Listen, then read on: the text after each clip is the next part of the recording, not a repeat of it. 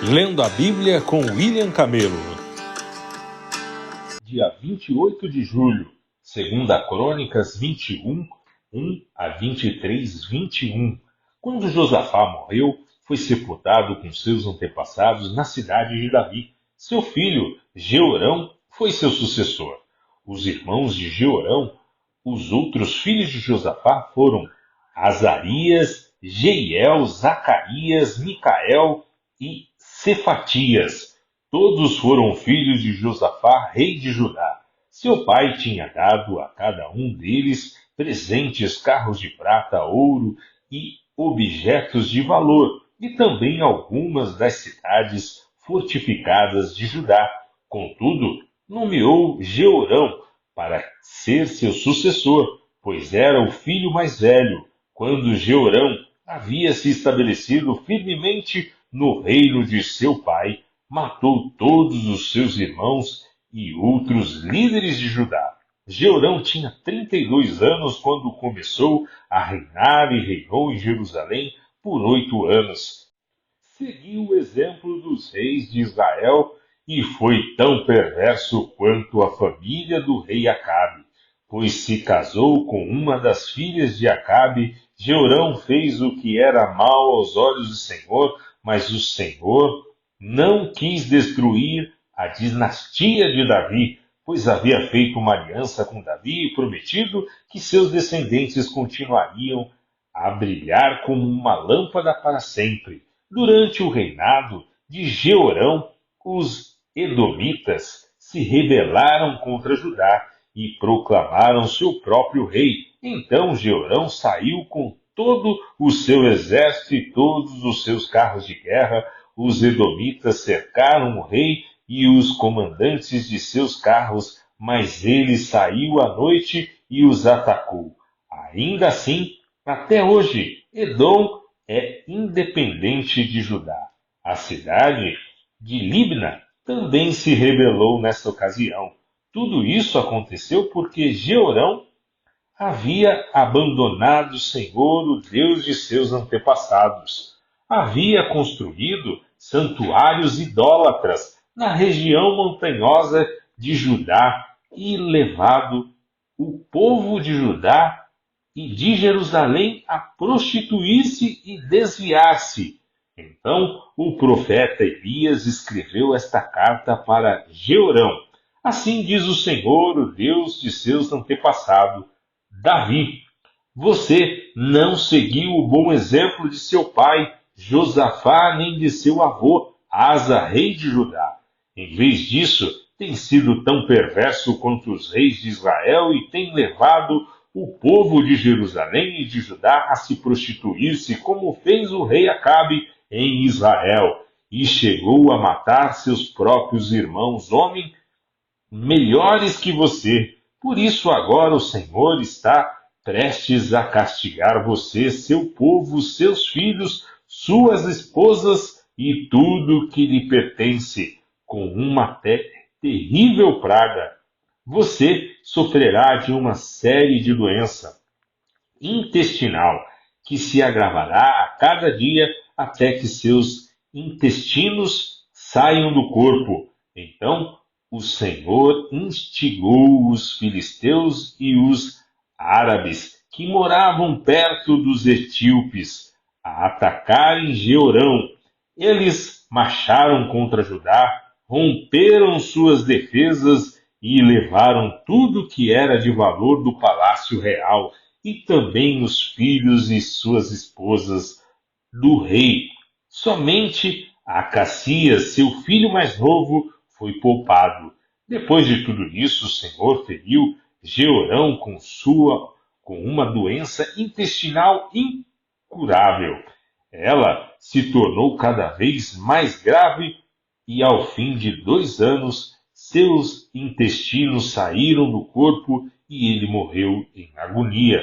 Seu povo não fez nenhuma fogueira em sua homenagem, como havia feito para seus antepassados. Jeorão tinha 32 anos quando começou a reinar e reinou em Jerusalém por 8 anos. Ninguém lamentou sua morte. Ele foi sepultado na cidade de Davi, mas não no cemitério dos reis. Então o povo de Jerusalém proclamou Acacias, filho mais novo de Jeorão, o novo rei, pois os bandos de saqueadores que vieram com os árabes tinham matado todos os filhos mais velhos de Jeorão. Assim, Acacias, filho de Jeorão, reinou em Judá. Acacias tinha 22 anos quando começou a reinar e reinou em Jerusalém por um ano. Sua mãe era Atália, neta do rei Omri. Acacias também seguiu o exemplo da família do rei Acabe, pois sua mãe o incentivou a praticar o mal. Fez o que era mal aos olhos do Senhor, como a família de Acabe. Depois da morte de seu pai, eles se tornaram seus conselheiros e o levaram à ruína. Seguindo o conselho deles, Acacias se uniu a Jorão, filho de Acabe, rei de Israel, na guerra contra Azael, rei da Síria, em Romate-Gileade. Quando os sírios feriram Jorão na batalha, ele voltou a Jezreel para se recuperar dos ferimentos em Ramote. Visto que Jorão estava ferido, Acacias, rei de Judá, foi visitá-lo em Jezreel. Deus havia decidido que essa visita seria a ruína de Acacias. Enquanto Acacias estava em Jezreel, saiu com Jorão ao encontro de Jeú, neto de Ninsi, a quem o Senhor havia escolhido para destruir a dinastia de Acabe. Quando Jeú executava o juízo contra a família de Acabe, encontrou alguns oficiais de Judá e parentes de Acacias, que os serviam, e os matou. Então os homens de Jeú partiram em busca de Acacias e o encontraram, escondido na cidade de Samaria. Eles o trouxeram a Jeú e o mataram. Acacias recebeu um sepultamento digno, pois o povo disse: ele era neto de Josafá, homem que buscou o Senhor de todo o coração. Contudo, nenhum dos membros da família de Acacias que sobreviveram conseguiu reinar em seu lugar.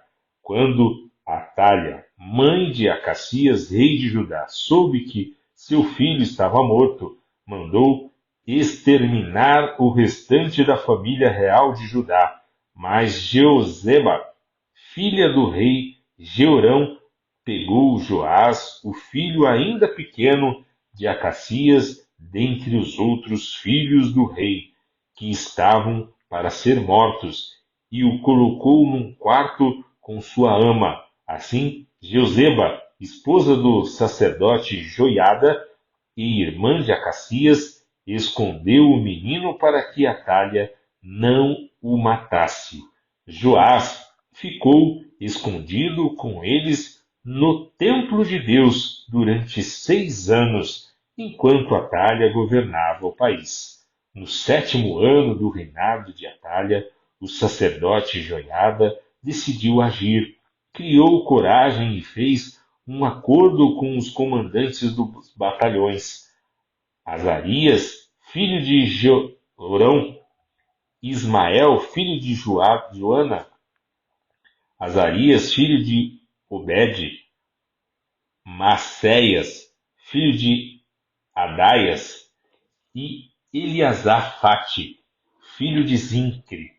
Esses homens viajaram por todo o reino de Judá e convocaram os levitas e os chefes das famílias de todas as cidades para ir a Jerusalém. Todos se reuniram no templo de Deus, onde firmaram um pacto solene com o jovem rei Joás. Joiada lhes disse: aqui está o filho do rei. Chegou a hora de ele governar. O Senhor prometeu que um descendente de Davi seria nosso rei.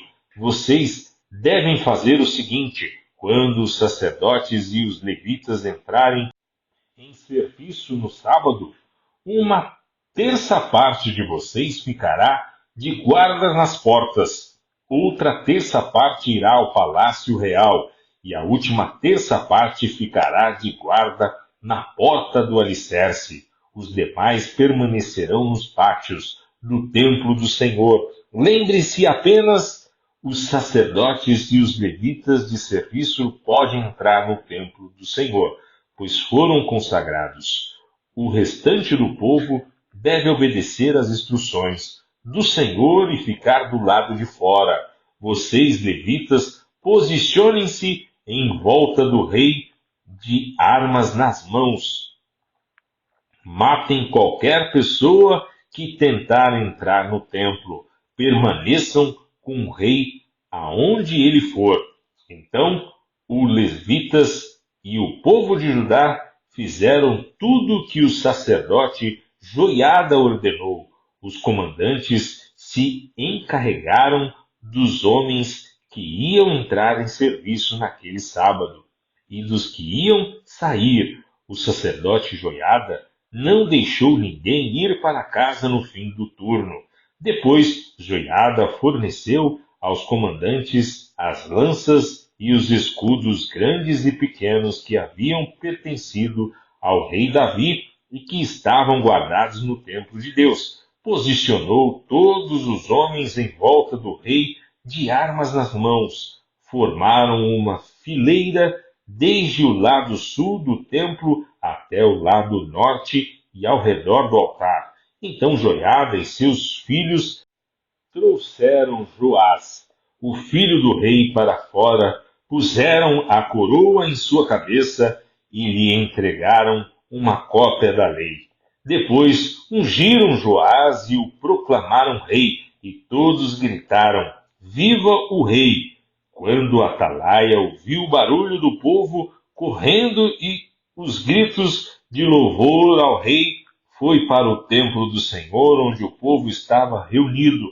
Ao chegar, viu o rei em pé no lugar de honra junto à coluna na entrada do templo. Estava rodeado pelos comandantes e tocadores de trombeta, e gente de toda a terra se alegrava e tocava trombetas. Cantores com instrumentos musicais dirigiam o povo numa grande celebração. Quando Atalaia viu tudo isso, rasgou suas roupas e gritou: Traição, traição! Então o sacerdote Joiada ordenou aos comandantes encarregados das tropas: Levem-na aos soldados que estão na frente do templo e matem qualquer pessoa que a seguir, pois o sacerdote tinha dito: ela não deve ser morta dentro do templo do Senhor.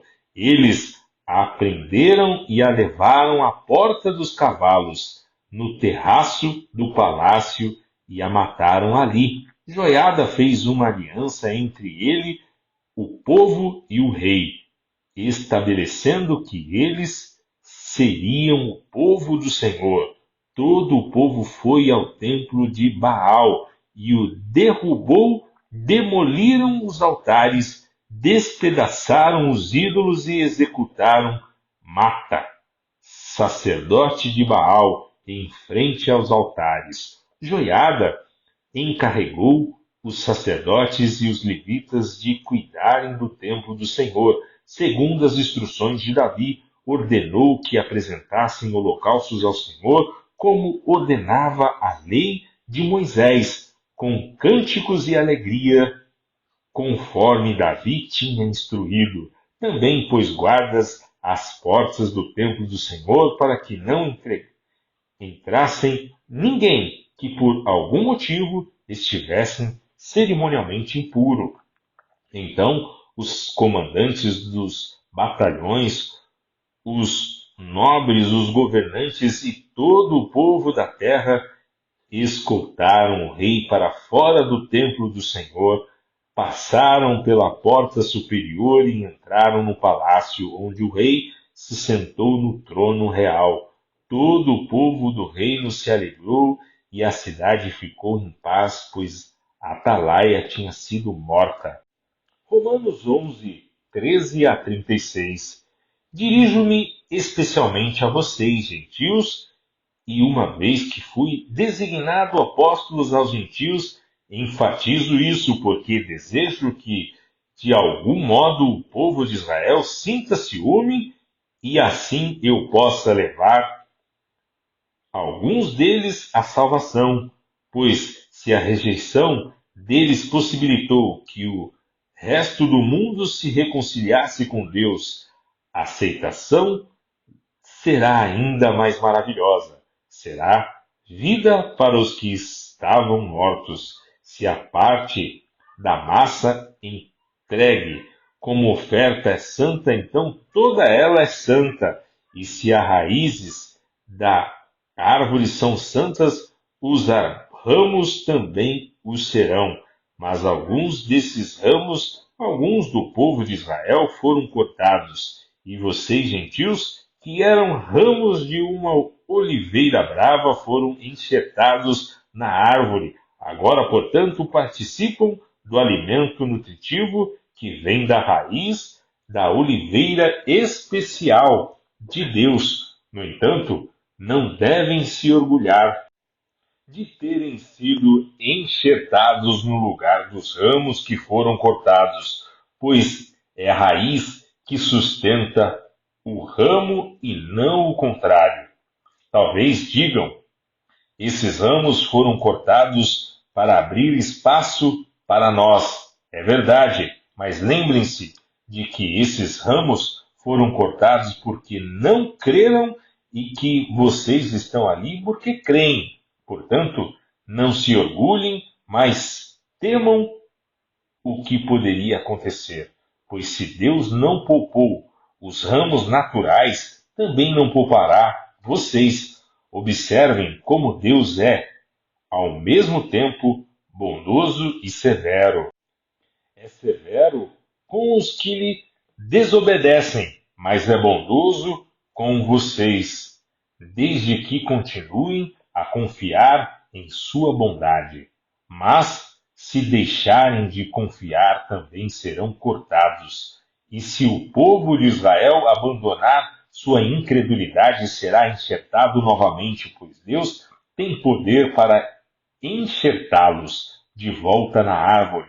Vocês eram, por natureza, o ramo cortado de uma oliveira brava. Portanto, se Deus se mostrou disposto a fazer algo contrário à natureza ao enxertá-los em sua árvore cultivada, estará ainda mais disposto a enxertar os ramos naturais de volta na árvore da qual eles fazem parte. Irmãos, quero que vocês entendam este mistério, para que não se orgulhem de si mesmos.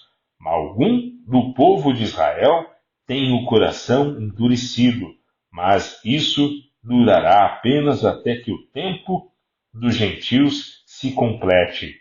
E assim todo Israel será salvo, como dizem as Escrituras. O libertador virá de Sião e afastará Israel da impiedade. E esta é minha aliança com eles. Eu removerei seus pecados. Muitos do povo de Israel agora são inimigos das boas novas. E isso beneficia vocês, gentios. No entanto, porque ele escolheu seus patriarcas, eles ainda são o povo que Deus ama, pois as bênçãos de Deus e o seu chamado jamais podem ser anulados. Em outros tempos, vocês, gentios, foram rebeldes contra Deus, mas agora, por causa da desobediência deles, vocês receberam misericórdia. Agora, eles são os rebeldes, e Deus foi misericordioso com vocês, para que eles também participem da misericórdia dele. Pois Deus colocou a todos debaixo da desobediência para que de todos tivessem misericórdia. Como são grandes as riquezas, a sabedoria e o conhecimento de Deus! É impossível entendermos suas decisões e seus caminhos, pois quem conhece os pensamentos do Senhor, quem sabe o suficiente para aconselhá-lo? Quem lhe deu primeiro alguma coisa para que ele precise depois contribuir? pois todas as coisas vêm dele, existem por meio dele e são para ele. A ele seja toda a glória para sempre. Amém. Salmos 22, 1 a 18. Meu Deus, por que me abandonaste? Por que estás tão distante de meus gemidos por socorro? Todos os dias clamo a ti, meu Deus, mas não respondes. Todas as noites levanto a voz, mas não encontro alívio. Tu, porém, és santo e estás entronizado sobre os louvores de Israel. Nossos antepassados confiaram em ti e tu os livraste. Clamaram a ti e foram libertos. Em ti confiaram e jamais foram envergonhados. Mas eu sou um verme e não um homem. Todos me insultam e me desprezam. Os que me veem zombam de mim, riem com maldade e balançam a cabeça. Esse é o que confia no Senhor? Que ele o livre, que o liberte, se dele se agrada. Tu, porém, me tiraste a salvo do ventre de minha mãe e me deste segurança quando ela ainda me amamentava. Fui colocado entre teus braços assim que nasci. Desde o ventre da minha mãe tem sido meu Deus. Não permaneças distante de mim, pois o sofrimento está próximo e ninguém mais pode me ajudar. Meus inimigos me rodeiam como touros, sim, touros ferozes de Baza me cercam, abrem a boca contra mim como leões que rugem e despedaçam a presa. Minha vida é derramada como água, todos os meus ossos estão desconjuntados. Meu coração é como cera que se derrete dentro de mim. Minha força secou como um caco de barro. Minha língua está grudada ao céu da boca. Tu me deitaste no pó, à beira da morte. Meus inimigos me rodeiam como cães. Um bando de perversos me cerca. Perfuraram minhas mãos e meus pés. Posso contar todos os meus ossos. Meus inimigos me encaram e desdenham de mim. Repartem minhas roupas entre si e lançam sortes por minhas vestes. Provérbios 20, versículo 7. O justo anda em integridade. Felizes os filhos que seguem seus passos.